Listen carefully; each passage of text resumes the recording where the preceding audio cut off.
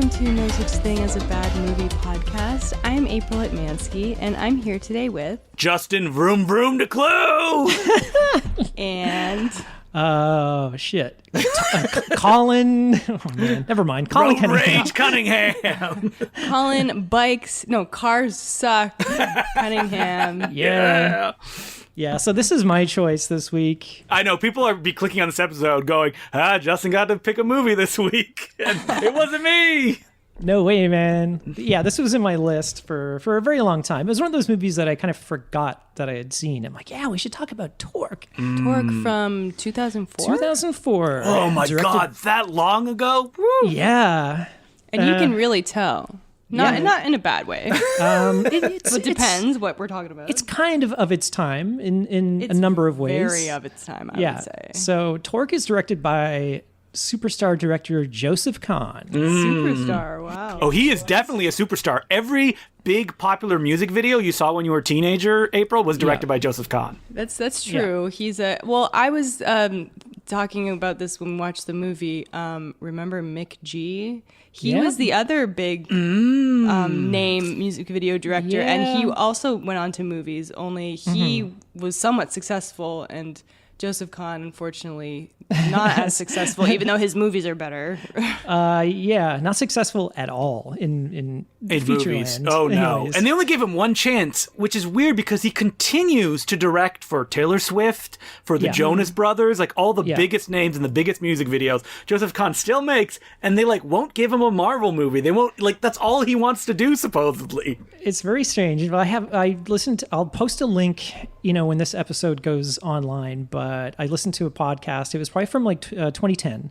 I think it was the Slash Film podcast, and they had Joseph Kahn on because Torque had a bit of a resurgence around that time. I think Chud.com had released a DVD review of it and kind of piqued people's interest again on this movie, and it kind of had a cult resurgence. People kind of got it because when it came out, it was very, very misunderstood. I like to point out I was on the Torque train from the beginning, from its theatrical release. And are you serious? Speaking you of saw Chud, this in the theater? I did not see it in theaters, but I saw it when it hit DVD. And when it came out, Joseph Kahn went on the interview circuit, and I remember, and I can't find this interview, I think it was a Chud one, where he talked about how, he loved Super Cop, but he couldn't do, the Michelle Yeoh jumping on a train style thing, and that made me go, ooh, who is this guy? It made me interested right away, because he knew what he was talking about, or, specifically, he knew things that I liked, which made me want to check out his movie. Well, before I saw Torque, I saw his movie Detention. That came out after Torque? That came out after, and that's the one that I saw first as well. Yeah, and I like it. It's certainly a wild ride, but I just never really saw anything like it, and I just thought it was very, very bold, and the story is insane. It's got a lot of style. When that trailer came out, people were messaging me saying, hey, looks like you directed this, Justin. I was like, well, maybe, but I didn't get to make a big budget movie or anything like that. Yeah, so I think Torque kind of killed his career right at the beginning. His feature career. His feature career. Yes. He makes it very clear in this podcast interview that he makes so much money he said he's directed hundreds of commercials, hundreds of music videos, and he makes so much money doing that stopping his career to do a feature would actually cause him financial loss. But all he wants to do is make features, though. That's what I hear. Yeah. He has to fund his own features. Yeah, he paid for Detention and Bodied, his next film, out of his own pocket. Bodied came out a few years ago at the Toronto Film Festival, which... Can I tell you a good story about Bodied? So Peter Kaplowski, the programmer of Midnight Madness, was looking, he's like, I don't know what to program for Midnight Madness. And I had been following Joseph Kahn on Twitter. And I was like, hey, message him. He has a new movie called Bodied that he's working on. And Peter's like, oh, okay, I'll do that. And what do you know? Bodied is playing a Midnight Madness. Yeah, and then it's a rave review. It wasn't, the reviews were great, but then it didn't come out for 2 years because or something. YouTube bought it.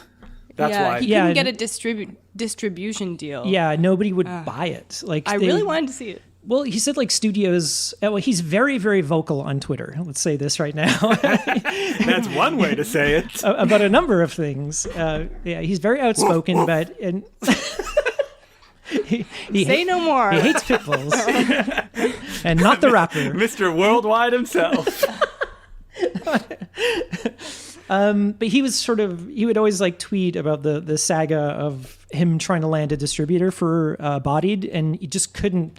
He said people loved it, the studios would see it, but they just said they didn't know what to do with it or how to market it in a way that would, And for those make who money. don't know, it's a movie about rap battles. So I heard a story that the film got turned down from a bunch of film festivals because they were like, it's too offensive. We don't want to play it. But when it opened at Midnight Madness, those same festivals were like, oh, we'll play it now. Yeah, it's good.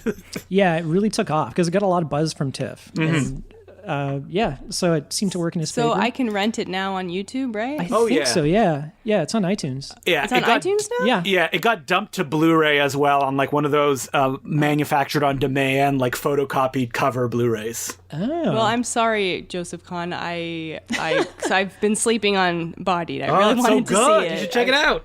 Really? I haven't it. seen it. Detention wasn't really my thing. Like I feel like you'll like Bodied though. It's not like Detention. Yeah.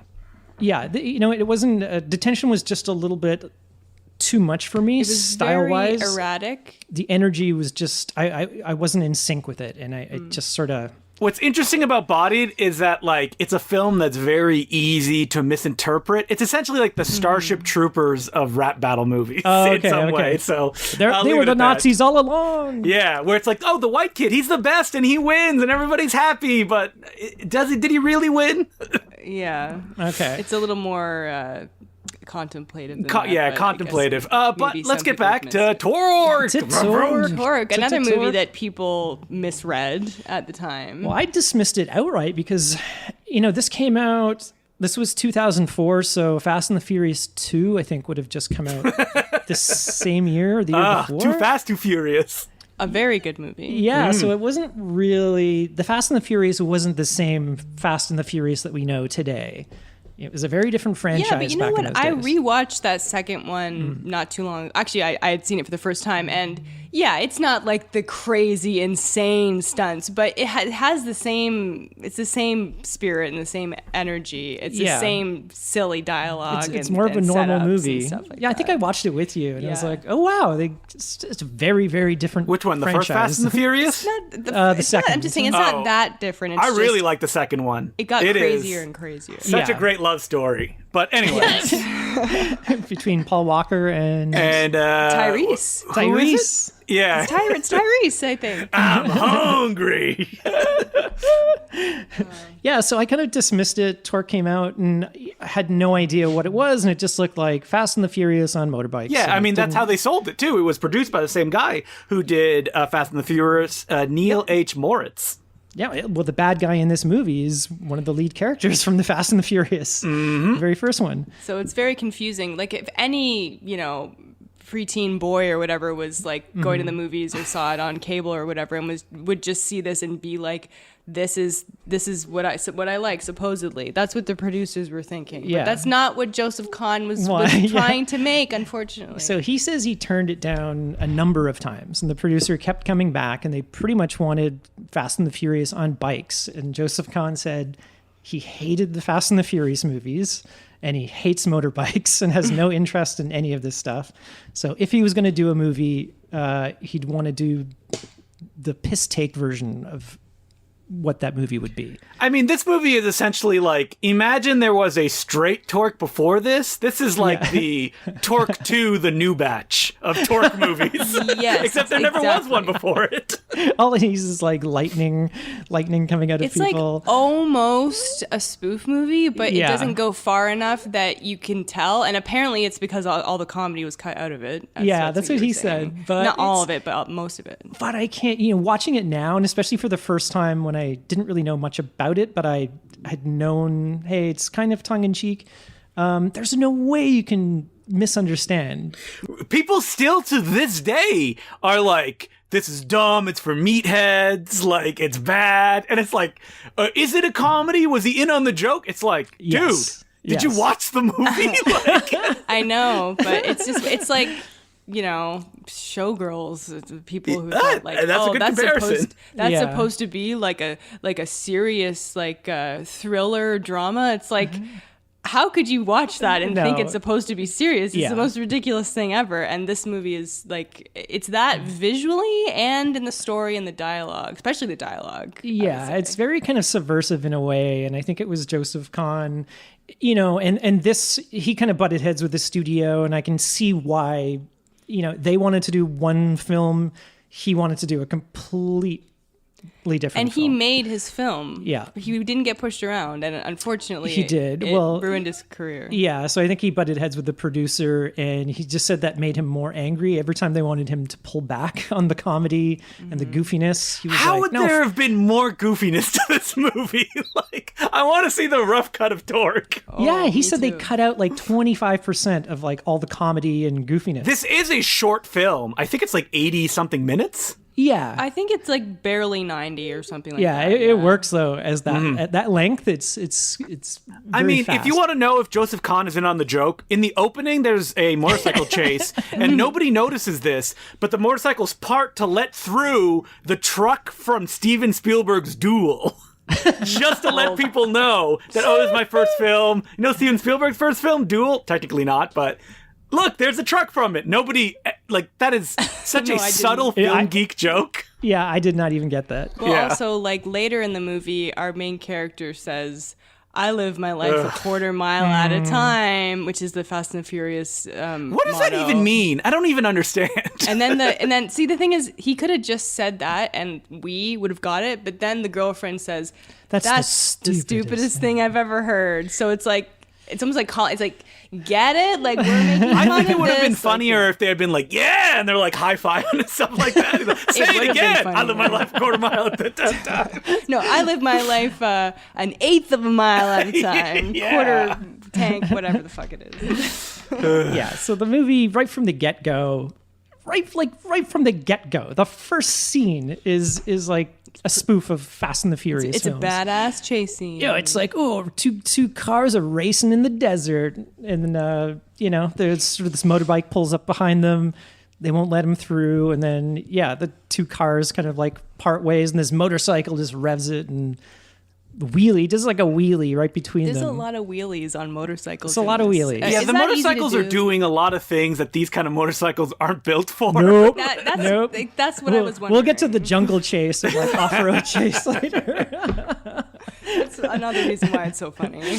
But yeah, so the motorcycle like blows between the two of them, and then we cut to like a road sign that's spinning from the speed, and it like the letters kind of form "Cars suck." Which is another big indicator. Like, that's like a fantastical Yeah. wink to the audience. So the hero of this movie, who I believe he goes under the name Junior for the main running time. it's Ford. No, it's Ford. Junior Ford? is is Ice Cube's brother who gets Oh, I thought gets that killed. he was called Junior at one point. But this is played by Charisma Dynamo, Martin Henderson. Martin Henderson, who I completely always thought was Scott Speedman for some reason. He does look like Scott Speedman, but no, Well, this is the star of such classics as The Ring, the American Yeah. remake, Fly Boys. Remember the James Franco film Fly Boys? Oh yeah! Oh my And god! he I was didn't see it. also one of the crazy. No, he wasn't one of the crazy brothers. He was one of the guys with Ben Affleck in Smoking Aces.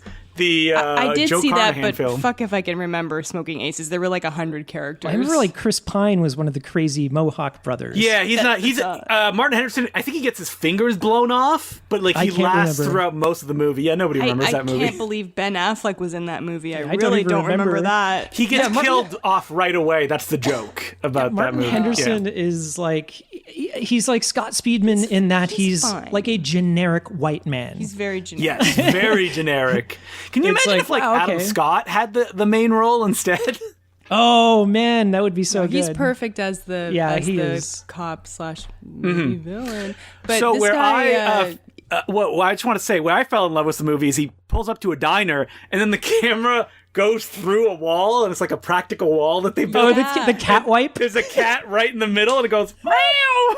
As the camera I think they passes had to add that sound effect because it's so close you can't tell it's a cat. I couldn't. It was just like this big brownish orange furry thing. You're like, what? And I rewound it. I'm like, was that Was that a cat wipe? Wait, so how did they do that? Was that a set that they did? That wasn't a real house? Explain to me how they did that. It was like a diner that he walks into. So I have a feeling it was like an interior diner set, and then they did a kind of wipe transition. They used a cat, but it just goes meow. Yeah, for no reason, just for a little extra something. It's just everything. Every shot in this movie is just a little extra something. Yeah, it's all icing. As we mentioned, it looks like a early 2000s music video. Almost everything is shot with a wide angle lens. Yeah, and the color grade too. The color grade, not my favorite thing. Wait, I thought this is your favorite. I thought you like really saturated stuff. I do. I'm just saying it's not my favorite thing about this movie. But again, I can't not think of Mick G when I see this, because his videos looked the same, and the Charlie's Angels movies, especially that second one, looked like this. Joseph Kahn, though, has a very particular style that is kind of almost Wes Anderson-y in its flatness and the kind of way that bodies move and action is done. He likes things very flat, which is not my favorite. I think it kind of takes away from some stuff, but that's how I recognize him instantly. Like, everything is perfect in the way the camera moves and is framed. Yeah, it seems I know what you mean. It's like it's very like planned and kind of staged. Yeah, as opposed, like there's a lot of movement, but it's very like intentional, as opposed to a more like a handheld or a more kind of I get you. It's very sort of planned out, and very Wes Anderson is very kind of like immaculate in his like, yeah. Well, I think framing. Joseph Kahn is immaculate in that style too, and there's kind of like a fakeness to his stuff. Like, you'll watch an action scene where like a guy gets flipped over, then he'll cut to a close up of his head coming down, but like the way the head comes down is so perfect. It's not quite moving at the right speed. It's because he wants it exact. I think that really kind of hinders the later scene. There's an action scene in the girl's garage at the very end that I think it's sort of favoring the shots as opposed to the scene and the flow and the energy. And every single shot has to be a cool shot.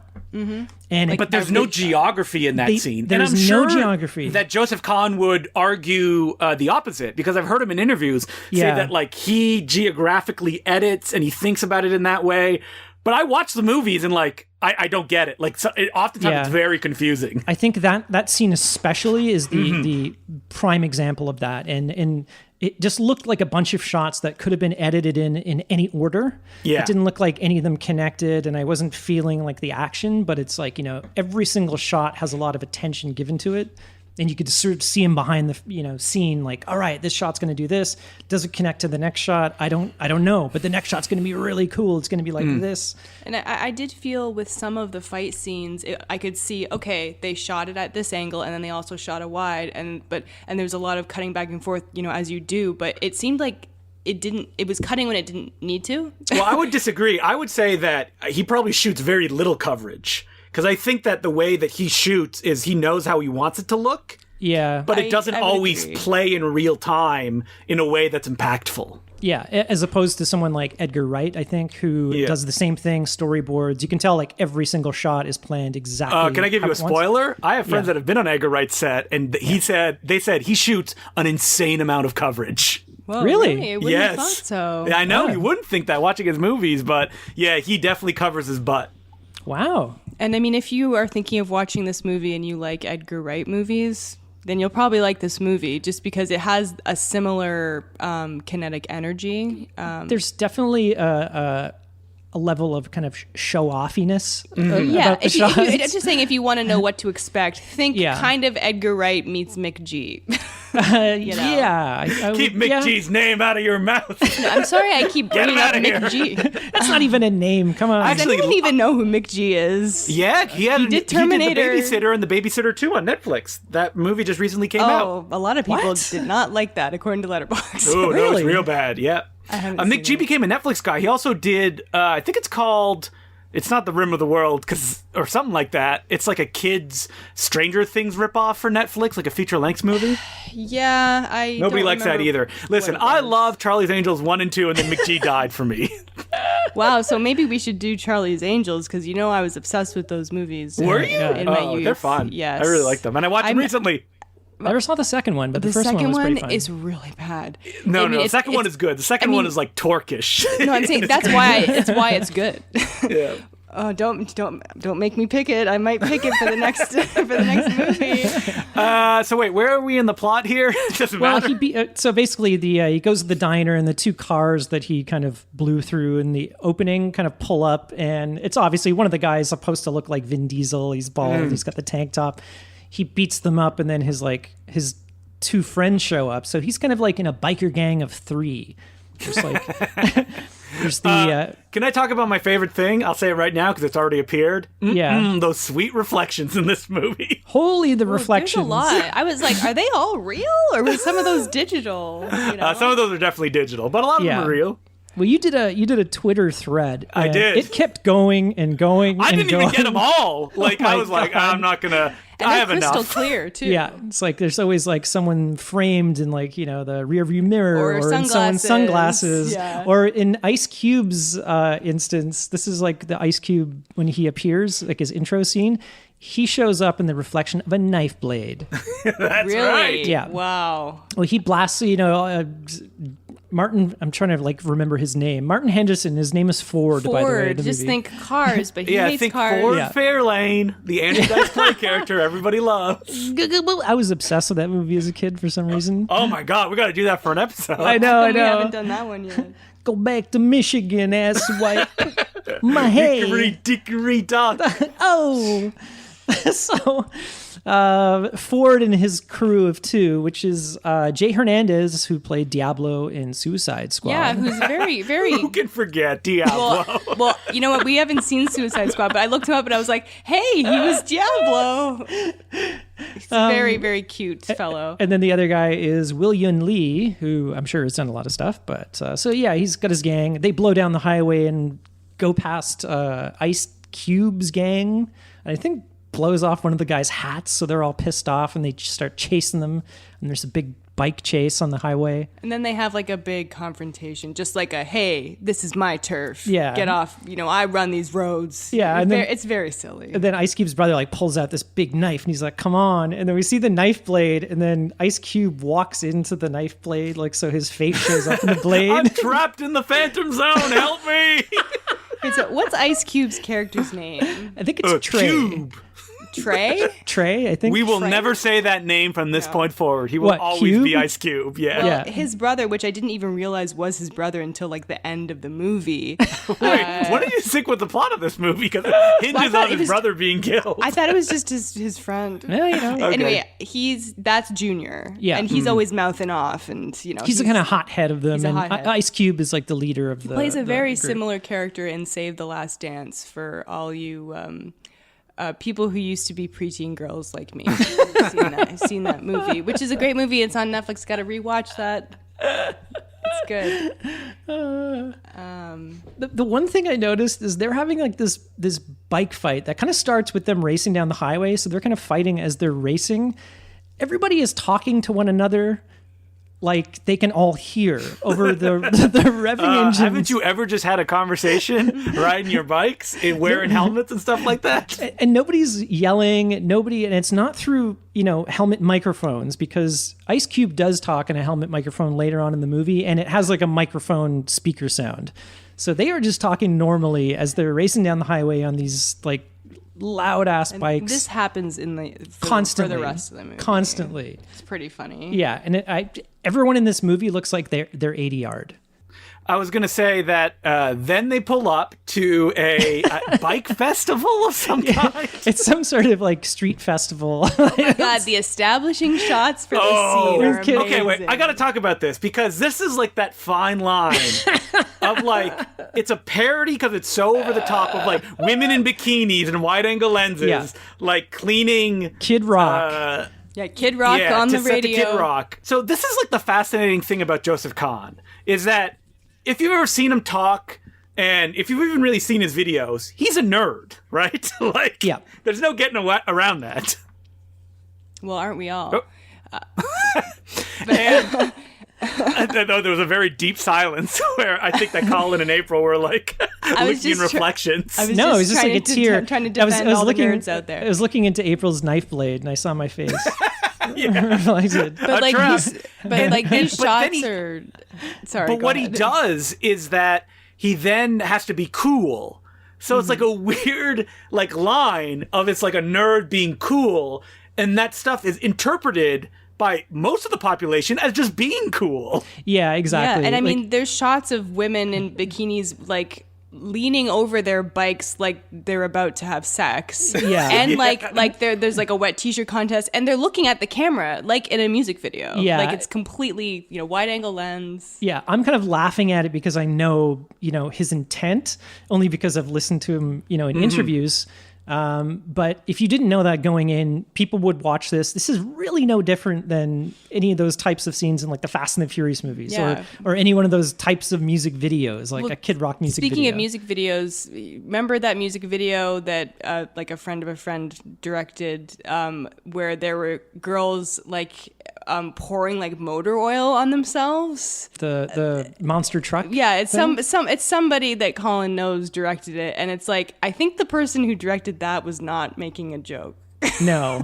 It's like instead of like a wet t-shirt contest, it's like sexy girls literally pouring like car oil on themselves. Yeah. I mean, but like Joseph Kahn, like when he makes those music videos, like Toxic or something like that, like because he did the Britney Spears music video, like that look becomes iconic, right? And that's meant to be taken seriously. Then it's like, how far does he have to push it to let people know it's a joke? Because like Torque is a movie that technically has no audience. Because the people who need to take it seriously think it's too silly, and the people who are supposed to get it because it's silly think it's for meatheads who like Fast and the Furious. Well, this kind of reminds me, I was in Milwaukee. We went to a thing called Summerfest where The Lonely Island was playing. And Summerfest... It's a big music festival. Summerfest is pretty much like the biggest music festival in the world. And they have like a huge... I've never heard of it before. I know, and it's in Milwaukee. It is insane. They have this entire massive, massive park called the Summerfest Park by the waterfront, and they just have tons of stages where all these huge bands play. And it's like a week long, right? Yeah, it's a week long. They had, like Paul McCartney and like all the biggest bands pretty much in the world are playing there. And Lonely Island played there, and it is jam-packed, and the entire audience is just meatheads. All these like jock, drunk, shirtless assholes, and we're looking around thinking like, these guys know this is a joke. They're making fun of that type of music. Joke, but those three guys are huge nerds. It's not like they're jocks. They are, but all the sort of like drunk bros, that they kind of listen to this unironically. Doesn't that mean they're masters of the craft if they can make pass it for that audience? Exactly. Well, Joseph Kahn, he failed in some ways because he couldn't do it. Like he couldn't. He tipped his hand, much to my enjoyment. But he's choosing the type of thing that kind of like you can't really make fun of it. Like it's so excessive that in its sort of original state that to try to like parody it, like, I mean, like Too Fast, Too Furious is basically Torque in some ways. There's almost no difference. I know, but you know how like epic movie, vampires suck, date movie, there's no car movie. There should be though, and there could be. Let's get on that. But there's not. Like 20 years too late. Because maybe they don't want to make. Is it because they don't want to offend like the white male bro audience? They probably wouldn't. White bro guys would probably see that movie and not get that it's a joke. I was friends with movie. I am friends with a guy who was in a frat in university. I should message him. I haven't talked to him in like years, but like, hey, have you seen this movie, or has any of your frat boys seen it, and what did they think? Yeah, man, it's the best. Yeah, exactly. We watch it and Biker Boys all the time. Biker Boys. It's Biker Boys. Biker Boys, I think, came out the year before this. It was it did. Lawrence Fishburne? Larry Fishburne. Oh, I don't remember. All I know is that Neville Dean and Taylor shot some of the action scenes on the movie. Really? Yeah. I don't know who directed it, but I kind of I confused Torque and Biker Boys for many years. I think it may have been like a one-timer guy. I didn't recognize his name. Like Eris Nugraha. No, that's a different. There are a lot of movies called Biker Boys. Is it with the Z? Yeah, this one has a Z at the end. Yeah, Reggie Rock Bicewood. Okay. Yep. He directed. That's pretty much it. Biker Boys. Okay. So he's a Joseph Kahn. So yeah, pretty much. So Joseph Kahn did the kind of satire of those movies. Biker Boys was like an actual genuine... Was like a straight attempt at it. And both of their careers were destroyed because of it. Mm-hmm. So don't do a biker movie. Damned if Feature careers. I mean, the director of Biker Boys supposedly has a bunch of TV shows working on it right now. And Joseph Kahn, like, he can't stop making money. He has like a monkey paws wish, Joseph Kahn, it feels like. What's that? Well, like, he's a young kid, he wanted to be a successful director, and he became one of music videos and commercials, and he's a millionaire, and he can't make feature films. It's just like, what, he just can't do it. Yeah, well, he can't get other people to fund his feature films. Yes, specifically, boo-hoo, he's got so much money that he can pretty much fund them himself, and he doesn't need anybody. Yeah, I mean, I do feel bad that he can't make features, but do you know how few like superstar music video directors there are now? Music videos, the music video industry has gotten so small. Like it used, like in the 90s and the 2000s, it was, MTV, Much Music in Canada, it was huge. And I grew up actually wanting to direct music videos because I love them so much. We could actually make a living at it back then. You can't make a living at it now unless you're one of the very, very small people who have name recognition, like Director X or something, who are hired by like Taylor Swift, basically. Okay, I need to make it my mission. I need to direct more films than Joseph Kahn. That's what I have to do. How many more do you need to do? I need to do 2 more. If we count Personal Space Invader. Well, I didn't really direct that one. You didn't direct that completely, right? 2 more. Yeah, so 2 more, and I'm 1 over him. So, all right, that's my mission now. Well, at one point in this interview, he was up for Neuromancer. He got really close, but it was going to star Hayden Christensen, right? Oh, God, really? Yeah. Did it end up getting made? No, it hasn't been made yet. That got passed around because he had taken a pass at the script. He was in line, but he was saying, look, like if I saw Torque and I heard that guy was making Neuromancer, I would flip out. Oh, yeah. I'd be like, I'm super excited. That kind of out, right? Joseph Kahn can recognize. Yeah, he's like, look, I get it. Like, I love this book. I would be mad, too, if I heard that. But trust me, like, I'm not going to... It's not You can see what his version of Neuromancer would be by looking at that dark and serious Power Rangers short he made. Oh, yeah, that's the same premise. Wait, that was him? Or were there multiple Power Ranger shorts? No, the one that you're thinking of probably, April, is the one that Joseph Kahn directed. Yeah, and then, like, the Green Ranger comes back. Yep, and that's right. Yeah. I didn't know that was him. It was very well done. We were just talking about fan films, and that's like one of the few, fan films I've seen. Yeah, it had some money and talent behind it, I think, too. Yeah. So wait, where are we in the story? I don't even think we've left it hasn't even gotten going. We're at the Kid Rock bike convention. Where we need to introduce our love interest. Everybody has STDs, so it's introduced. Hey, that's a generalization, Colin. It's true, though. Not all bikers have STDs. They're raw. Yeah, super terrific dirt bikes. Yeah, they're raw dogging it all the time. Oh, my God. All right, so we're introduced to his love interest, who is played Shane. by... Shane is her name is Monet Mazur. Her name's Monet. Love that. Her name is Shane in the movie. She's got like a little tent at this biker convention. He kind of like at the very beginning when he goes to the diner, he grabs a Polaroid of the two of them off the corkboard and takes it with him. Because we learn that the hero of this movie left because he had dealing drugs and he went on the run for 6 months and he let his girlfriend, now ex, take the fall for it. Yeah, she says it in really, really bad exposition, but she's like, oh yeah, like I loved having the cops like break down my shop and search it for drugs because all because of you. That exposition is done in front of a wall of reflective mirrors, so I'm cool with it.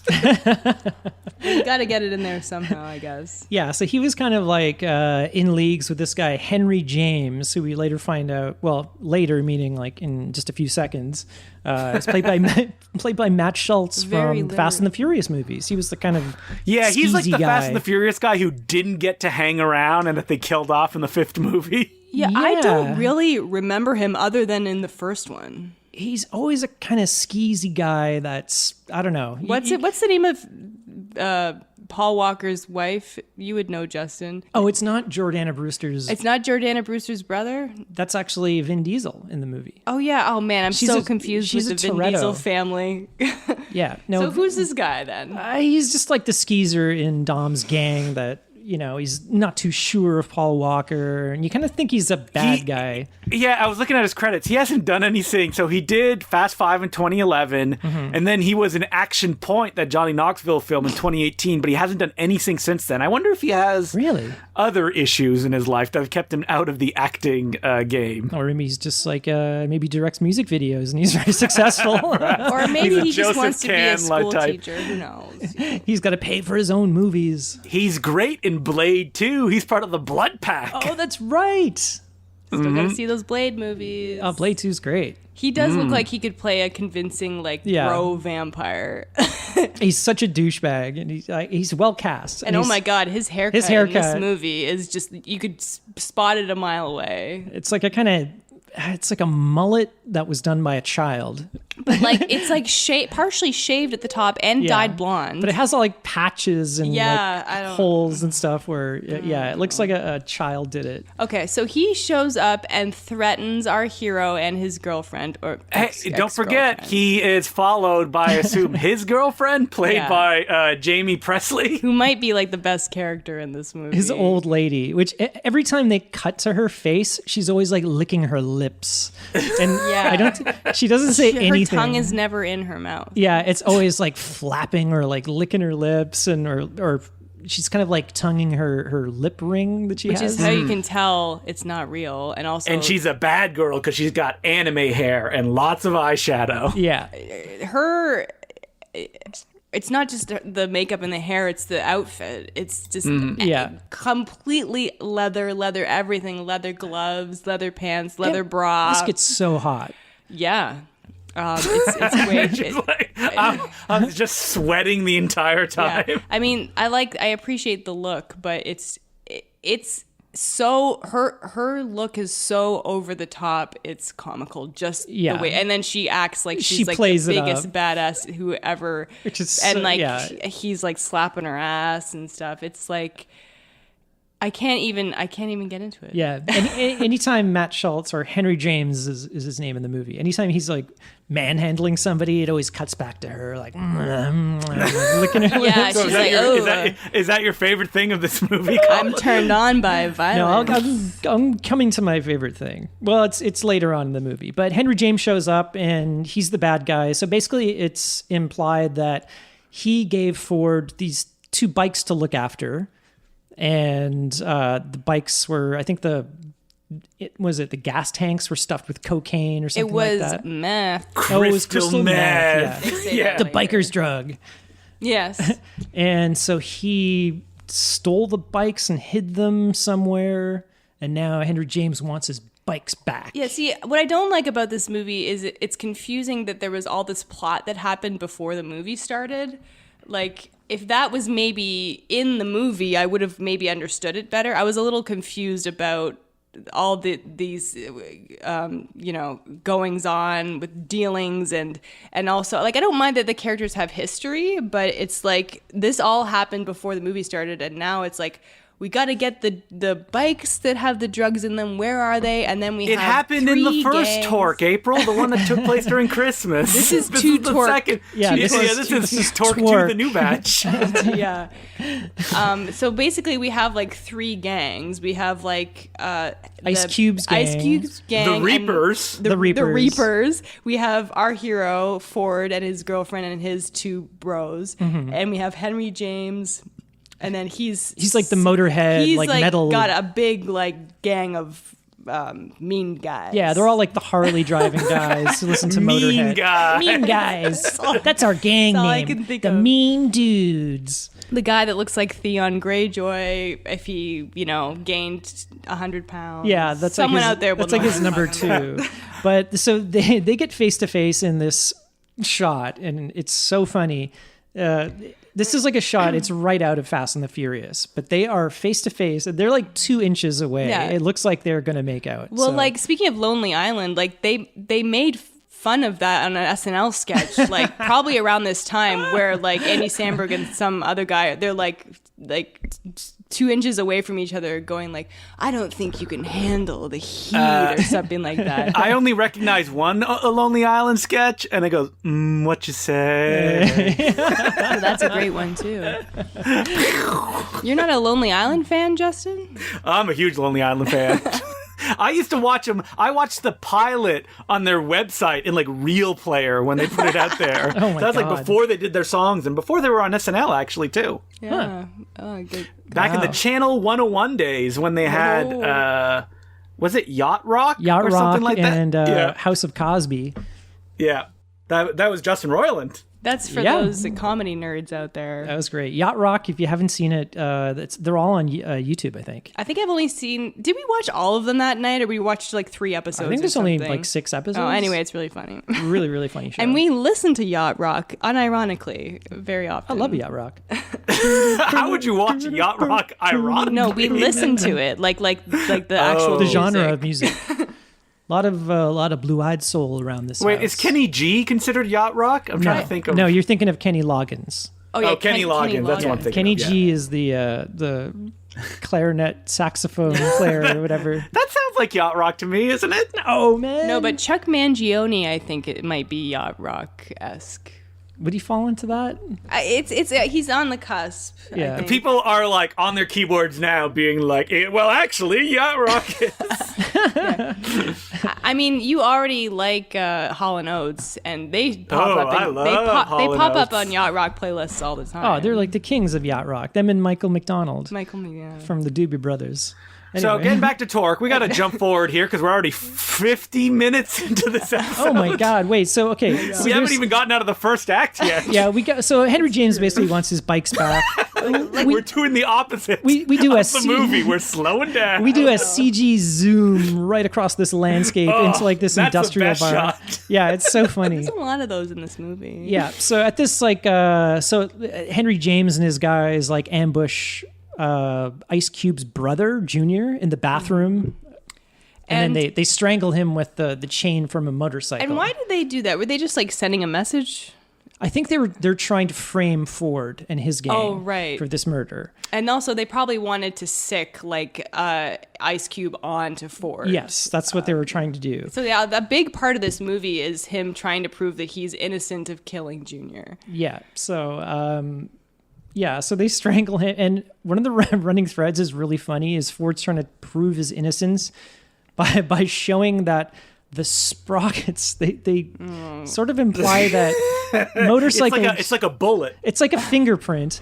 It's Yeah. like motorcycle chains, and the sprockets are unique to each motorcycle. And that if the police investigate the sprocket on Henry James's motorcycle, they will see that it was actually his chain that left the indents in Junior's throat. But couldn't Ford have just taken the chains and strangled Junior with them? Yeah. Who knows? The perfect frame up. Don't think about it too much. Oh man, we haven't even gotten to. So this murder happens, and the FBI send their best on the case to solve it. Adam Yes, Scott. Adam Scott and a lady with cornrows.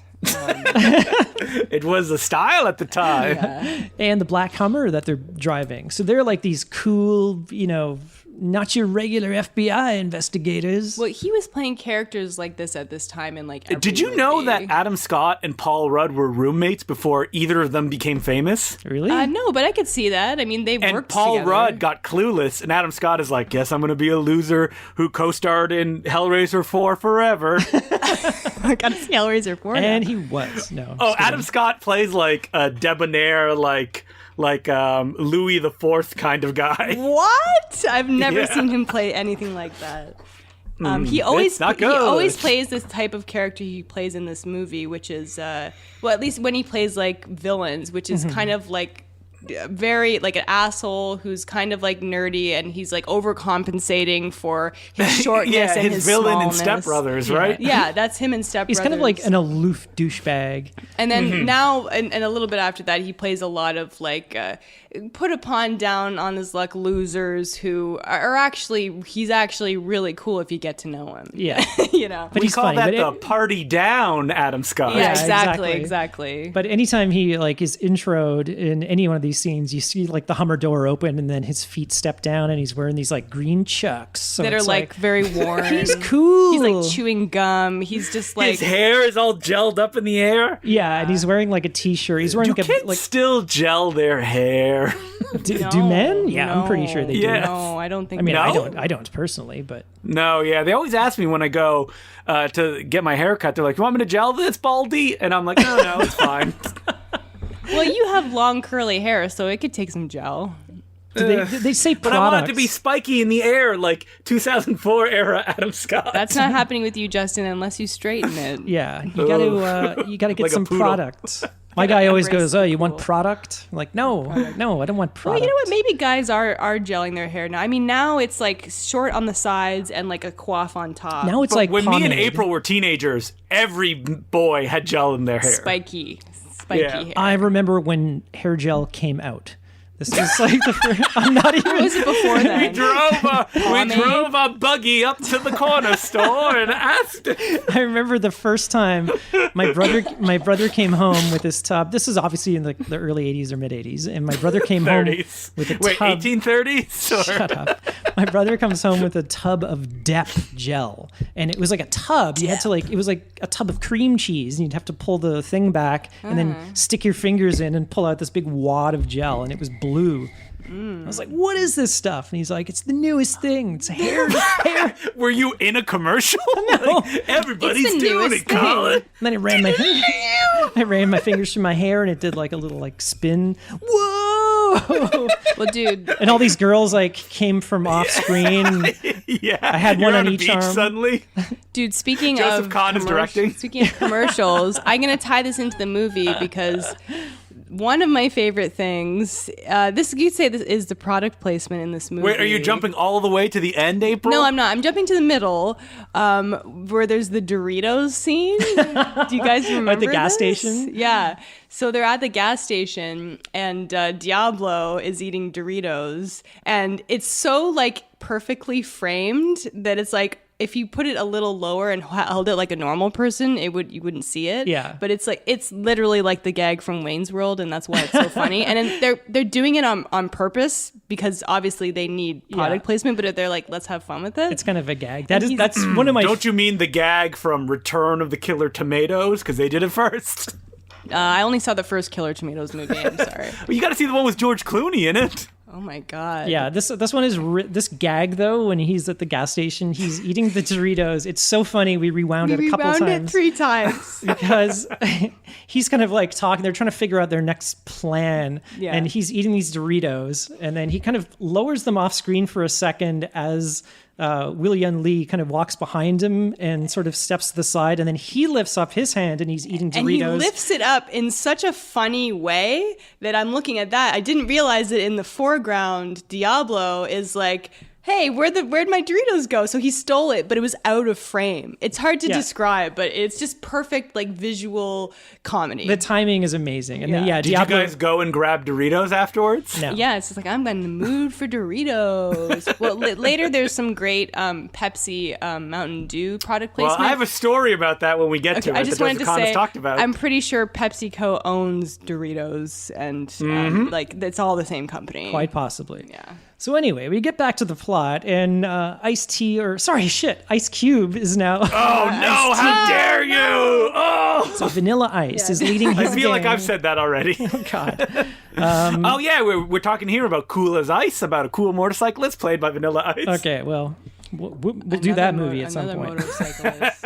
So at one point, Ice Cube and his gang, they get into a jungle chase. And Oh yeah. so it's like these speed bikes. These are racing bikes. They are not meant for any kind of off-roading. So Ice Cube and his gang is chasing the guys through a jungle. Like it is a full-on And it's like in the middle of nowhere. This jungle. It is. It's on the way to L.A. They say the Palm. It's like desert. It must jungle. exist. They're in like arid desert. Like there's nothing around except this like jungle in the middle, this lush jungle, and it's so funny. Yeah. So this whole scene is just insane. So they're racing through the jungle, and then they go like off-roading.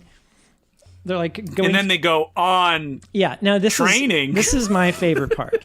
It's quite the action scene. Yeah, so they kind of like look in the distance and they see this train. It looks like something out of a Western or like Lawrence of Arabia. It's like this empty desert and this train going through it.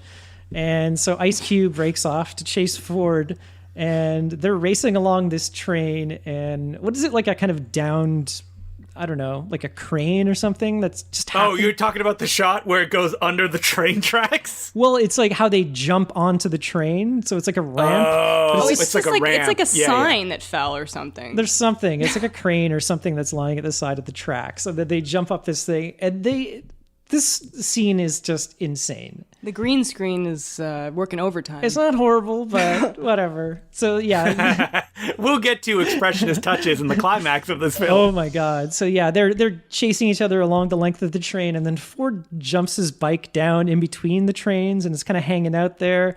And then that's insane. At one point, he uses his bike to open the door of the train car. Oh my God. And so like simultaneously Ice Cube and Ford are racing on both the top of the train and through the train car, and then they like jump out of the front.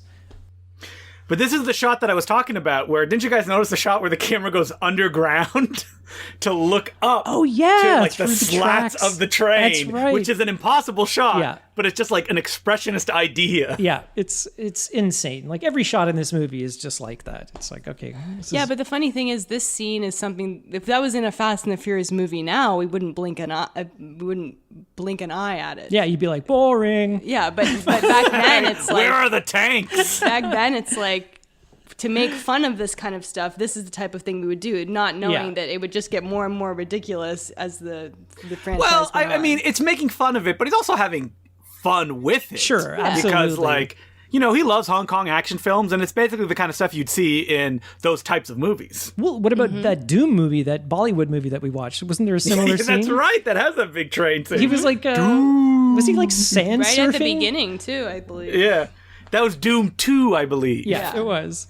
So, Speaking of Fast and the Furious ripoffs. Yeah. So, Ice Cube's like, his bike like wipes out on the tracks. The train's about to hit him. Ford saves him. And then I gotta say that this was a little weird, only because like he's racing with his bike to go save Ice Cube, and then he just like jumps off his bike and goes and takes him by the hand, like with his hand. Yeah. He should have jumped it and like grabbed him as he jumped over the tracks. Yeah, but it kind of like leads them to be on opposite sides of the train as the train passes. Right, and then the explosion goes off. It gives a chance for Ford to escape. And then they're watching each other through the train. And then the train passes and Ford's gone. And can we talk Which about... on the commentary track, Joseph Kahn is very happy to say that train passing is just like cardboard that they had like PAs. I knew it. Really? I knew it because I was like, that's not a real train. I thought they did it digitally, but that's clever. There's 2 commentary tracks on the DVD, and it's fascinating because they go silent for like 5 minutes at a clip.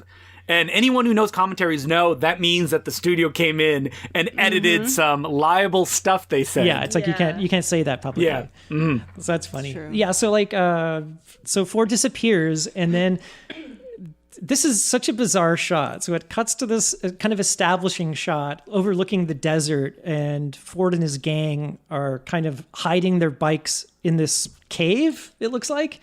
And but the matte painting, it looks like a sci-fi movie or something. Something out of like Mandy or something. Yeah, it looks like, you know, the final scene of the shot of Mandy, whatever. He's driving the car away, whatever. But it's so bizarre. And then they just sort of like are making their plans up in this cave, but the cave has like, I don't know, like lights. It's like a mine shaft. Like, where the hell are they? And they don't. Maybe they explain.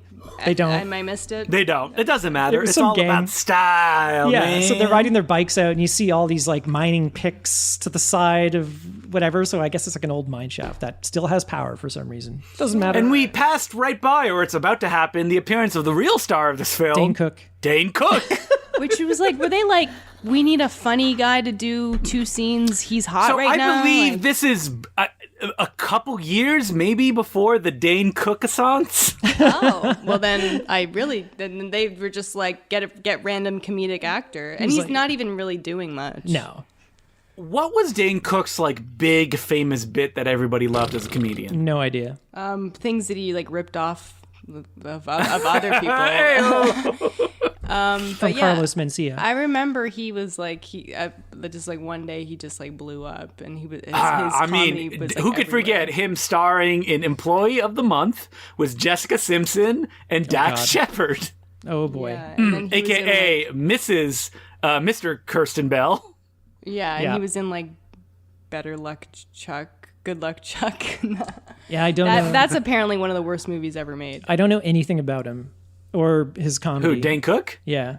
I've seen like his stand-up. I know he's a huge comedian. It seemed like it was just comedy for like the college crowd or something. Yeah, he was in detention. He's very funny in Joseph Kahn's Detention. Oh, he was the principal, wasn't he? Yeah, that's right. I don't even remember. Oh yeah, that's right. Don't remember. Anyway, he's in this for like 2 scenes. So he shows up with the bad biker gang, and he's like, "I'm here with my girlfriend. Let me take a picture of you."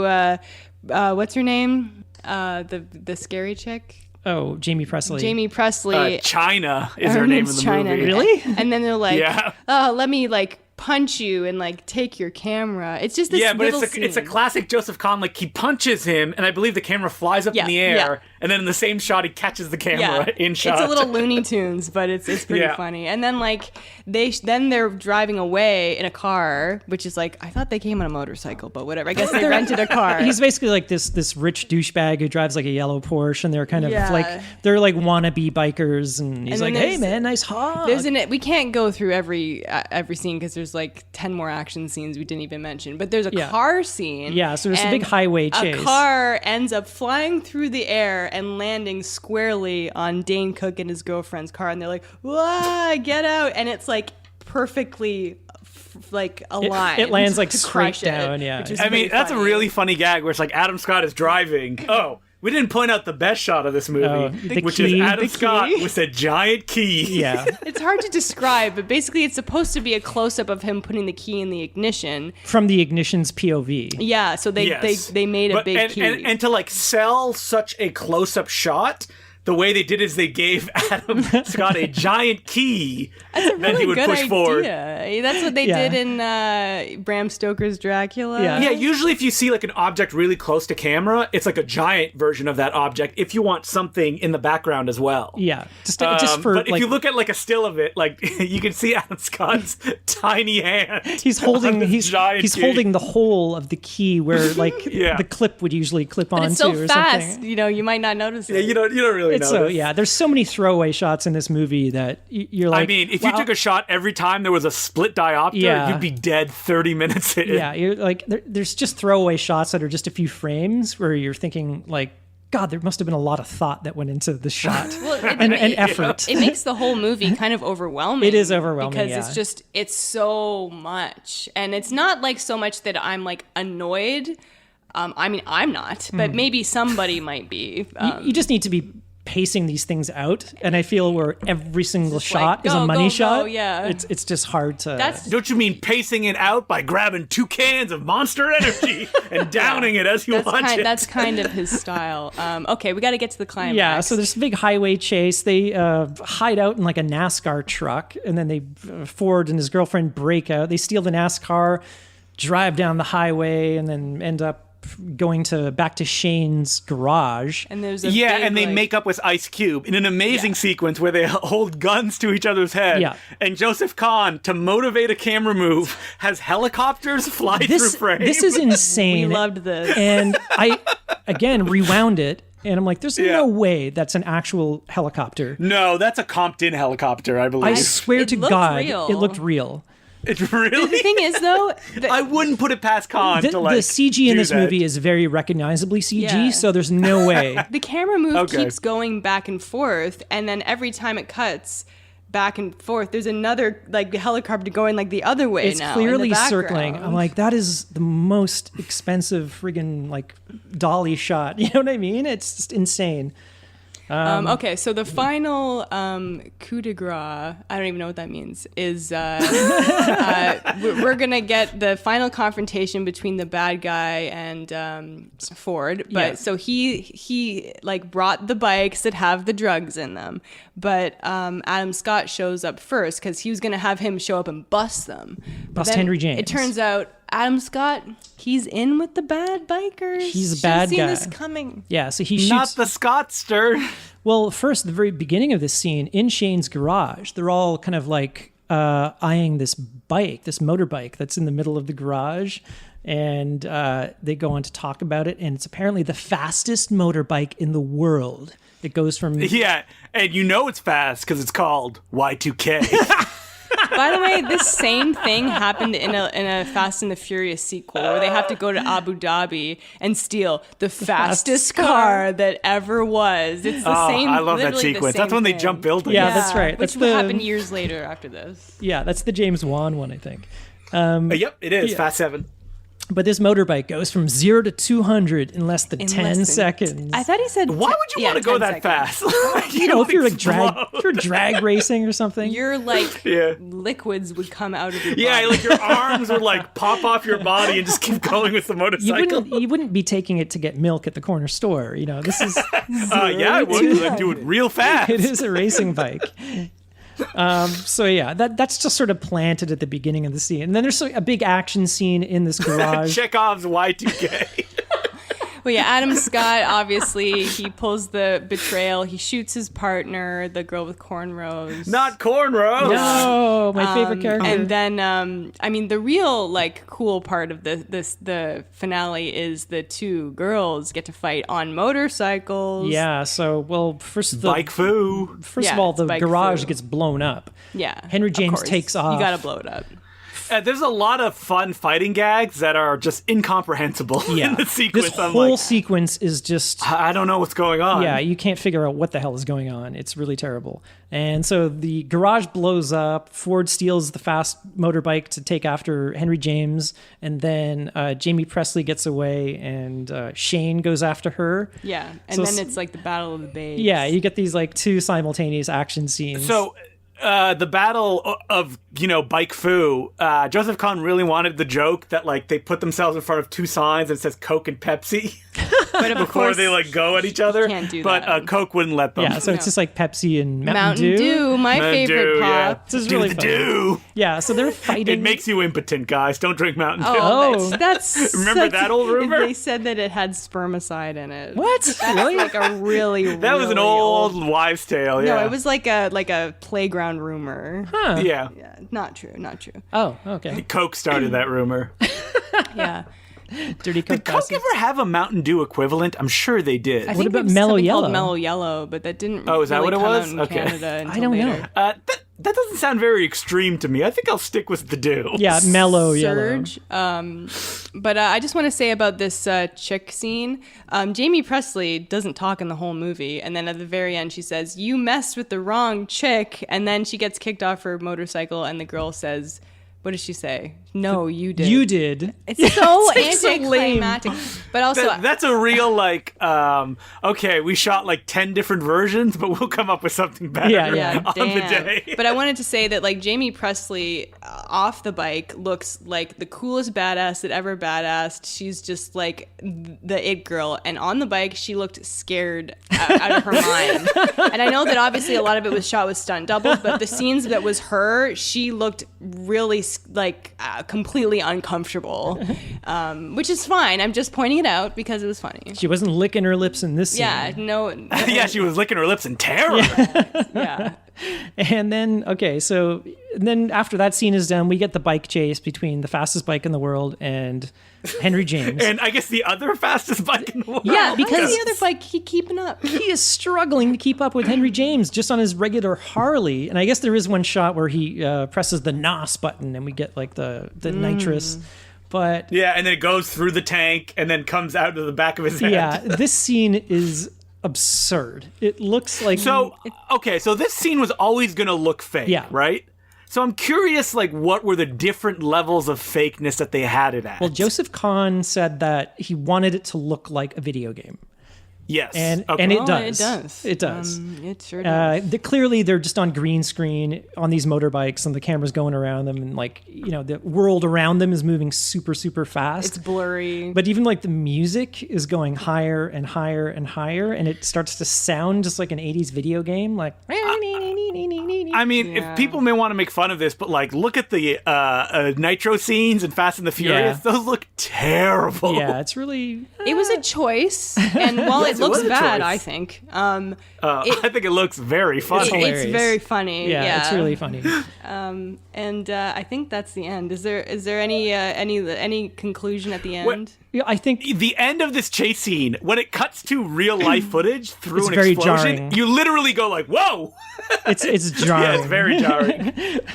And then, so like Henry James is captured, or I think he's not killed, is he? No, he goes to jail. And then Ford comes up with like his sprocket from his motorbike, and he's showing like the FBI girl. Now you got to check these sprockets you see against the chain. Yeah, and blah, she's blah, blah. like, "Leave me alone. I just got shot." Yeah, she kind of poo-poos She was him. wearing a bulletproof vest, by the way. She's okay. The partner Cornrows is okay. Cornrows will live again. Yeah. And then we To go star in that Netflix TV remake of One Day, at a Time.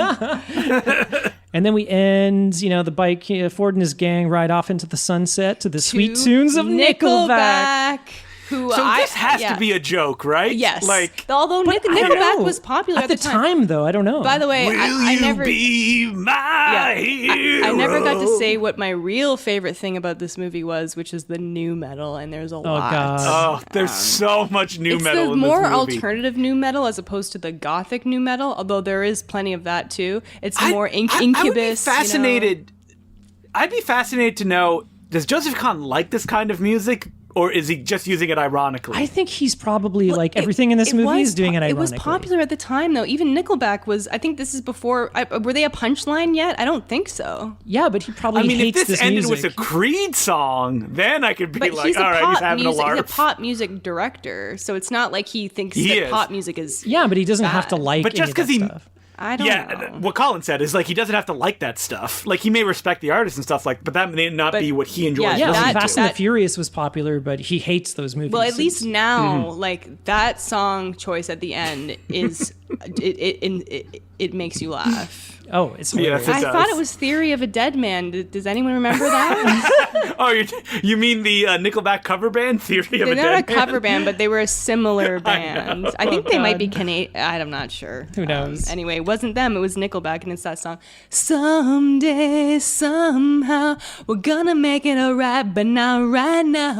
Oh, God. I know you're wondering when. I mean, I'm sorry, guys. I listened to a little bit of Nickelback. All when they that first was came missing, all that was missing from this movie, and maybe it was, and I missed it, was a live song. Oh, God. Out. Well, there was a band at Yeah. some point, which was some band we've never heard of. yeah, remember that? No, the band Oh, live. the band Live? live. Yeah. Yeah. The Christian rock, new metal. Ew. Yeah, yeah. that's right. I listened to some live. Lightning Crashes was their song. How does that go?